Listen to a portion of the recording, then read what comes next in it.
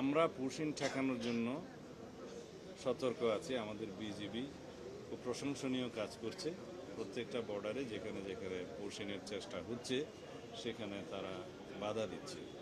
এবং আমরা ডিপ্লোম্যাটিক্যালি তাদেরকে আহ্বান জানিয়েছি, যদি সেরকম কোনো বাংলাদেশি নাগরিক সে দেশে অবস্থান করে থাকে তাহলে পররাষ্ট্র মন্ত্রণালয়ের মাধ্যমে তাদের তালিকা যেন প্রদান করে। আমরা তাদের ন্যাশনালিটি ভেরিফাই করব এবং ন্যাশনালিটি ভেরিফাই করার পরে ডিপ্লোম্যাটিক চ্যানেলে যথাযথ প্রক্রিয়ায় আইনিভাবে আমরা তাদেরকে ফেরত নিতে পারি।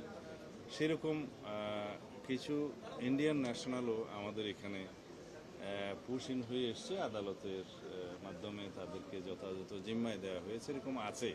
তো এটা বর্ডার ইস্যুটা দুই দেশের মধ্যে সবসময় একই রকম অবস্থায় থাকে তেমন নয়। তো যেহেতু পশ্চিমবঙ্গে একটা নির্বাচন হয়েছে, নির্বাচন পরবর্তী যে নতুন ওখানে স্টেট গভর্নমেন্ট আসীন হয়েছে, তাদের কিছু হয়তো নির্বাচনী এজেন্ডা ছিল, সেই হিসাবে হয়তো তারা এটা প্রদর্শন করতে পারে যে তারা বিদেশি নাগরিক থাকলে করবে, ফেরত পাঠাবে। বাট এই প্রক্রিয়াটা যথাযথ নয়। যে কাউকে ধরে বর্ডারে পুশিং করিয়ে দেওয়া, এটা যথাযথ প্রক্রিয়া নয়। যদি সেরকম কোনো নাগরিক আমাদের থাকে সে দেশে, তাদের তালিকা করে পররাষ্ট্র মন্ত্রণালয়ের মাধ্যমে পাঠাতে পারে। আমাদের ডিউ প্রসেস হচ্ছে আমরা তাদের ন্যাশনালিটি ভেরিফিকেশন করব। যদি সেরকম হয় আমরা আইনি প্রক্রিয়ার মাধ্যমে তাদেরকে ফেরত আনতে পারি।